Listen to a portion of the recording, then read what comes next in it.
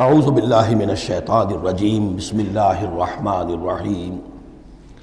اب یہ صرف دو رکوع سورہ مبارکہ میں آ رہے ہیں جو انباء الرسل کے ہیں، اور اس میں جیسا کہ میں نے عرض کیا حضرت نوح جو اولین ہیں اور حضرت موسیٰ جو آخری ہیں، ان دونوں کا تو صراحتاً ذکر ہے، بیچ میں صرف حوالہ دیا گیا ہے، کسی کا نام نہیں۔ حضرت نوح کا ذکر صرف آدھے رکوع پر ہے، حضرت موسیٰ کا قدر تفصیل کے ساتھ 1.5 رکوع ہے۔ اس کے برعکس ہو جائے گا اگلی صورت میں سورہ ہود میں حضرت نوح علیہ السلام کے ذکر پر 2 رکوع ہیں طویل، اور حضرت موسیٰ کا صرف ایسے ہی تذکرہ ہے، صرف حوالے کے طور پر۔ وَاتْلُ عَلَيْهِمْ نَبَأَ نُوحٍ، اور ان کو ذرا سنائیے نوح کی خبر۔ اذ قال لقومہ، جبکہ انہوں نے کہا اپنی قوم سے، یا قوم ان کان کبر علیکم مقامی، اے میری قوم کے لوگوں اگر تم پر بہت بھاری گزر رہا ہے میرا کھڑا ہونا، و تذکیری بآیات اللہ، اور اللہ کے آیات سے تمہیں نصیحت کرنا، شاق گزر رہا ہے، مذاق اڑاتے ہو تم، مجھ پر آوازیں کستے ہو، تم پر بہت شاق گزر رہا ہے میرا یہ سارا عمل۔ فعلی اللہ توکل، تو میں نے تو اللہ پر توکل کیا ہے۔ فاجمعوا امرکم، تو اپنا سارے جو بھی ذرائع ہیں ان کو جمع کر لو، وشرکاکم، اور تمہارے سارے شریک جو ہیں انہیں بلا لو۔ ثم لا یکن امرکم علیکم غمۃ، پھر تم پر تمہارا معاملہ جو ہے کسی اشتباہ میں نہ رہ جائے۔ ثم اقضوا الی ولا تنظرون، پھر جو فیصلہ میرے بارے میں کرنا ہے کر گزرو اور مجھے کوئی مہلت مت دو۔ یہ جو انداز ہے چیلنج کا، اور یہ اس سے پتہ چلتا ہے کس درجے دل دکھ چکا تھا حضرت نوح علیہ السلام کا، استہزاء سے، تمسخر سے، مذاق سے۔ اللہ کا ایک بندہ ہے، 950 برس بیت چکے ہیں، کوئی سن کر نہیں دے رہا ہے، تو اس وقت جو آخری بات، اچھا اب جو تم کر سکتے ہو، میرا کوئی بگاڑ سکتے ہو بگاڑ لو، اپنی ساری قوت جمع کر لو، جیسا کہ اس سے پہلے آ چکا ہے، اور بھی انبیاء نے اس طرح کی بات کہی۔ پھر بالآخر فَإِن تَوَلَّيْتُمْ، اور پھر اگر تم یہ نہ کرو، اگر تم اس کھلے مقابلے میں بھی نہ آؤ، اور اس میں اس بات کا خیال موجود ہے، یعنی اس بات کا امکان موجود ہے کہ ان کے دل میں چور ہو کہ ہم اس کے خلاف کوئی اقدام کریں، اسے قتل کر دیں، نوح کے خلاف کوئی اور ہم ایسا اقدام کریں تو پتہ نہیں کوئی مصیبت ہم پر نہ آ جائے، لہذا یہ سارا جو انداز تھا حضرت نوح علیہ السلام کا، اس کے باوجود پھر وہ فرما رہے ہیں وَإِن تَوَلَّيْتُمْ، اگر تم نہیں کچھ کرتے، فَمَا سَأَلْتُكُم مِّنْ أَجْرٍ، تو پھر ذرا غور کرو، میں نے جو بھی تمہاری خدمت کی ہے آج تک، تمہیں جو دین کی طرف بلایا ہے، دعوت دی ہے، میں نے کبھی تم سے کوئی اجر مانگا ہے؟ میں نے تم سے کوئی اجرت تو طلب نہیں کی، تم سے کوئی شاباش تک نہیں مانگی، میں نے تم سے کوئی مدد نہیں مانگی، تم سے کوئی اجرت نہیں مانگی۔ ان اجری الا علی اللہ، میرا اجر تو اللہ کے ذمے ہے۔ وامرت ان اکون من المسلمین، اور مجھے حکم ہوا ہے کہ میں اس کے فرما بردار بندوں میں سے رہوں۔ فکذبوہ، تو انہوں نے پھٹلا دیا اس کو۔ فنجیناہ، تو ہم نے نجات دے دی اس کو، ومن معہ فی الفلک، اور جو بھی اس کے ساتھ تھے اس کی کشتی میں۔ وجعلناہم خلائف، اور انہی کو پھر ہم نے خلفاء بنا دیا زمین کے اندر، پھر انہی کو خلافت عطا کی، انہی کو جانشین بنایا۔ وَأَغْرَقْنَا الَّذِينَ كَذَّبُوا بِآيَاتِنَا، اور غرق کر دیا ان لوگوں کو جنہوں نے ہماری آیات کی تکذیب کی تھی۔ فَانظُرْ كَيْفَ كَانَ عَاقِبَةُ الْمُنذَرِينَ، تو دیکھو کیسا انجام ہوا ان کا جنہیں خبردار کر دیا گیا تھا۔ ثُمَّ بَعَثْنَا مِن بَعْدِهِ رُسُلًا، پھر ہم نے بھیجا ان کے بعد بہت سے رسولوں کو، الی قومہم، اپنی اپنی قوموں کی طرف۔ فجاءوہم بالبینات، تو وہ سب کے سب آئے ان کے پاس روشن دلیلیں لے کر۔ فما کانوا لیؤمنوا بما کذبوا بہ من قبل، لیکن وہ جس چیز کے انکار پر اڑ چکے تھے وہ ساری روشن دلیلیں دیکھنے کے باوجود بھی اس کو ماننے والے نہ بنے۔ کذالک نطبع علی قلوب المعتدین، اسی طرح ہم مہر کر دیا کرتے ہیں حد سے تجاوز کرنے والوں کے دلوں پر۔ ثم بعثنا من بعدہم موسیٰ و ہارون، اب یہ دیکھیے وہ جو ایک لنک جو ہے، جو میں نے آپ کو بتایا تھا، ایک چین ہے، حضرت نوح، حضرت ہود، حضرت صالح، حضرت لوط، حضرت شعیب اور حضرت موسیٰ، یہ 6 کا ذکر قرآن مجید میں بار بار آتا ہے۔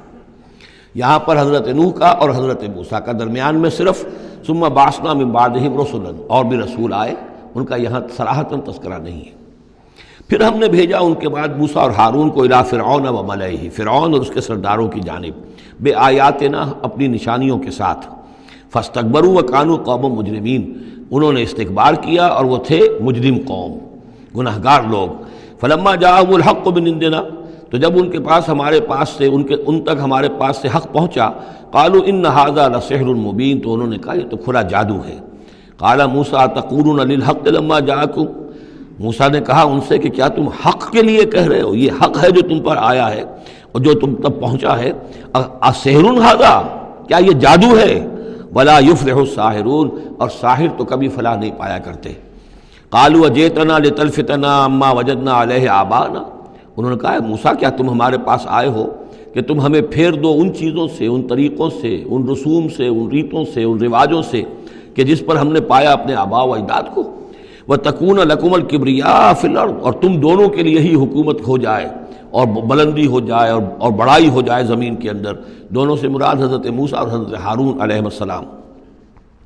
وَمَا نَحْنُ لَكُمَا بِمُؤْمِنِينَ، اور ہم ہرگز تم دونوں کی بات ماننے والے نہیں ہیں۔ وَقَالَ فِرْعَوْنُ ائْتُونِي بِكُلِّ سَاحِرٍ عَلِيمٍ، اور فرعون نے کہا لے آؤ میرے پاس تمام جو ماہر اور جادوگر ہیں ان کو جمع کر لو۔ فلما جاء السحرۃ قال لهم موسیٰ القوا ما انتم ملقون، تو جب وہ جادوگر آ گئے تو موسیٰ نے ان سے فرمایا کہ ڈالو جو تم ڈالنے والے ہو۔ فلما القوا، جب انہوں نے ڈالا، قال موسیٰ ما جئتم به السحر، موسیٰ نے فرمایا یہ جو تم لائے ہو، جو تم نے پیدا کیا، یہ جادو ہے۔ ان اللہ سیبطلہ، ان قریب اللہ تعالیٰ اس کا باطل ہونا ثابت کر دے گا، اسے نسیہ منسیہ کر دے گا، ہباء منصورہ کر دے گا۔ ان اللہ لا یصلح عمل المفسدین، یقیناً اللہ تعالیٰ مفسدوں کے عمل کو راہ یاب نہیں کرتا، کامیاب نہیں کرتا۔ وَيُحِقُّ اللَّهُ الْحَقَّ بِكَلِمَاتِهِ، اور اللہ تعالیٰ تو حق کو حق ثابت کرتا ہے اپنے کلمات سے، وَلَوْ كَرِهَ الْمُجْرِمُونَ، خواہ یہ مجرموں کو کتنا ہی ناگوار ہو۔ فَمَا آمَنَ لِمُوسَىٰ إِلَّا ذُرِّيَّةٌ مِّن قَوْمِهِ عَلَىٰ خَوْفٍ مِّن فِرْعَوْنَ وَمَلَئِهِمْ أَن يَفْتِنَهُمْ، تو نہیں ایمان لائے موسیٰ پر مگر ان کے نوجوان اس کی قوم میں سے، کچھ نوجوان اس کی قوم میں سے، کچھ لڑکے، عَلَىٰ خَوْفٍ مِّن فِرْعَوْنَ، فرعون کے خوف کی وجہ سے، وہ ملئہم، اور ان کے اپنے سرداروں کے خوف کی وجہ سے، ان یفتنہم، کہ وہ ان کو مصیبت میں اور تکلیف میں مبتلا کریں گے۔ یہ بہت اہم ہے جو آیت ہے، اس کو سمجھ لیجئے کہ وہاں جو صورتحال تھی کہ یہ جو قبطی قوم تھی جو اس وقت وہاں پر حکمران ہے آل فرعون، اور یہ جو اسرائیلی ہیں یہ ان کے محکوم ہیں، لیکن محکوم قوموں میں سے بھی اکثر ایسے لوگ ہوتے تھے اور ہمیشہ ہوئے ہیں کہ حکمران قوم ان میں اپنے ایجنٹ بنا لیتے ہیں، ان میں سے کچھ لوگوں کو خطابات دے دیتے ہیں، جیسے ہمارے یہاں خان بہادر اور خان صاحب، اور یہ جو خطابات دے دے کے انگریزوں نے مسلمانوں میں اور ہندوؤں میں وہ اپنے ایجنٹ اور اپنے وفادار لوگوں کا ایک جتھا بنا لیا تھا۔ یہ لوگ ہوتے تھے تو ہندوستانی، لیکن ہر اعتبار سے برطانیہ کے خیر خواہ اور حکومت کے وفادار، اس کے لیے فوج کے لیے بھرتی کرانے میں تیز ہیں۔ تو اس طرح کے لوگ جو تھے اسرائیلی قوم میں بھی ایسے چودھری لوگ موجود تھے کہ جن کو کچھ دربار میں رسائی حاصل تھی، جن کو کچھ رسوخ حاصل تھا، اور وہ گویا کہ آل فرعون کے ایجنٹ بنے ہوئے تھے خود اپنی قوم کے اندر۔ یہ ہے وہ معاملہ کہ وہ ڈرتے تھے وہ لوگ، اگر ہم موسیٰ پر ایمان لے آئے تو یہ ہماری اپنی قوم کے جو چودھری لوگ ہیں، یہ خان صاحب اور جو یہ خان بہادر لوگ جو ہیں، یہ پھر ہمیں ستائیں گے، یہ ہماری رپورٹیں کریں گے اور ہماری جو ہے ان رپورٹوں کے اوپر گوشمالی ہوگی۔ فما آمن، لیکن یہ کہ بہرحال نوجوان خون ایسا ہوتا ہے کہ اس کے اندر پھر زیادہ مصلحت بینی نہیں ہوتی۔ جو ذرا ادھیڑ عمر کے لوگ ہوں وہ زیادہ مصلحت بین ہو جاتے ہیں، ان کی خواہ میں اتنی طاقت بھی نہیں ہوتی، خون میں اتنا جوش بھی نہیں رہتا، تو نوجوان جو ہے وہ تو رزق دیتا ہے۔ تو یہ سارا پورا فلسفہ جو اس ایک آیت میں موجود ہے۔ فما آمن لموسیٰ الا ذریۃ من قومہ، خود اس کی قوم میں سے بھی، سب کے سب حضرت موسیٰ کو نبی ماننے والے نہیں تھے، نہیں مانی بات موسیٰ کی ان کی قوم میں سے بھی مگر کچھ نوجوانوں نے، کچھ نوجوان، کچھ لڑکوں نے، علی خوف من فرعون، فرعون کے خوف کی وجہ سے، وہ ملئہم، اور ان کے اپنے سرداروں کے خوف کی وجہ سے، ان یفتنہم، کہ وہ انہیں پرسیکیوٹ کریں گے، ان کو فتنے میں مبتلا کریں گے۔ وَإِنَّ فِرْعَوْنَ لَعَالٍ فِي الْأَرْضِ، اسی طرح کا ایک شخص قارون تھا۔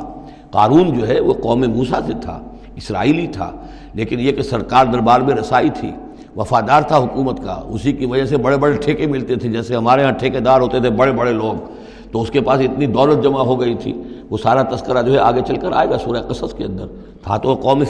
موسیٰ میں سے تھا، فرعونی تو نہیں تھا، لیکن یہ کہ وہ حضرت موسیٰ کے خلاف چالیں چلتا تھا،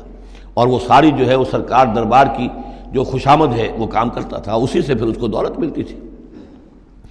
وَإِنَّ فِرْعَوْنَ لَعَالٍ فِي الْأَرْضِ، اور یقیناً فرعون جو ہے وہ بہت سرکشی کر رہا تھا زمین میں، وَإِنَّهُ لَمِنَ الْمُسْرِفِينَ، اور یقیناً وہ بہت حد سے بڑھنے والا تھا۔ وقال موسیٰ یا قوم، اب انہوں نے ان سے جو بھی ایمان لے آئے تھے ان پر کہا، ان سے کہا، قال یا موسیٰ قوم ان کنتم آمنتم باللہ، اب اگر تم اللہ پر ایمان لے آئے ہو، فعلیہ توکلوا، تو اب اللہ پر توکل بھی کرو، ان کنتم مسلمین، اگر تم واقعتاً فرما بردار ہو گئے ہو۔ فقالوا علی اللہ توکلنا، تو انہوں نے کہا ہاں آپ اللہ پر توکل کرتے ہیں، اپنا معاملہ اللہ کے حوالے کرتے ہیں۔ ربنا لا تجعلنا فتنة للقوم الظالمین، اے اللہ تو ہمیں ان ظالموں کے لیے تختہ مشق نہ بنا دے، اے اللہ ایسا نہ ہو کہ تو ہمارے ذریعے سے ان کو آزمائے، یعنی یہ کہ جیسے کہ ابو جہل ستا رہا تھا، ابو جہل کی آزمائش ہو رہی تھی، لیکن تختہ مشق حضرت یاسر حضرت سمیہ بن رہی تھی رضی اللہ تعالی عنہما، تو اے اللہ ہمیں نہ آزما، ہم پر ان کا زور نہ آزما، یعنی ہمیں تختہ مشق نہ بنا دے۔ وَنَجِّنَا بِرَحْمَتِكَ مِنَ الْقَوْمِ الْكَافِرِينَ، اور ہمیں اپنی خاص رحمت سے ان کافروں کی قوم سے نجات عطا فرما۔ وَأَوْحَيْنَا إِلَىٰ مُوسَىٰ وَأَخِيهِ، اور ہم نے وحی کر دی موسیٰ کو اور ان کے بھائی کو ہارون کو، أَن تَبَوَّآ لِقَوْمِكُمَا بِمِصْرَ بُيُوتًا، کہ تم اپنی قوم کے لیے مصر میں کچھ گھر معین کر لو، ان گھروں کے اندر جمع ہو کر اللہ کی یاد کیا کرو، جیسے کہ دار ارقم جو ہے مکہ مکرمہ میں محمد رسول اللہ صلی اللہ علیہ وسلم نے وہ ایک مقرر کر لیا تھا، وہیں پر آپ ٹھہرتے تھے، کوئی آتا تھا تو وہیں پر ملاقات ہوتی تھی۔ ان تبوأ لقومکما بمصر بیوتا، کہ تم کوئی معین کر لو مصر میں کچھ گھر، واجعلوا بیوتکم قبلۃ، اور اس کے علاوہ یہ کہ اپنے گھر بناؤ ہی قبلہ رخ، اس لیے کہ مسجدیں تو بنا نہیں سکتے، اور وہ معاملہ جو ہے فرعون کے خوف سے، تو یہ کہ گھر اپنے قبلہ رخ بناؤ تاکہ وہاں تم نمازیں پڑھا کرو۔ اب اس سے معلوم ہوتا ہے کہ قبلہ ان کا بھی تھا کوئی، جبکہ ابھی بیت المقدس تو بنا ہی نہیں ہے، وہ تو حضرت سلیمان علیہ السلام حضرت موسیٰ سے کم 1000 سال بعد آئیں گے، اور پھر وہ جو ہے بیت المقدس ہوگا اور یروشلم بنے گا اور ہیکل سلیمانی بنے گی، لہذا قبلہ تب اس وقت کا قبلہ کس کا تھا، کون سا تھا؟ یہی بیت اللہ قبلہ تھا۔ ان کے جو وہ خیمے ہوتے تھے قربان گاہ کے خیمے، ان کے بارے میں تفاصیل آتی ہے تورات کے اندر کہ وہ ایسے نصب کیے جاتے تھے کہ جب کوئی شخص جو ہے وہ قربانی پیش کرتا تھا تو اس کا رخ جو ہے سیدھا کعبے کی طرف ہوتا تھا۔ تو وَجْعَلُوا بُيُوتَكُمْ قِبْلَةً، اپنے گھر جو ہے قبلہ رو بناؤ، وَأَقِيمُوا الصَّلَاةَ وَبَشِّرِ الْمُؤْمِنِينَ، نماز قائم رکھو اور اہل ایمان کو بشارت دو۔ صدق اللہ العظیم۔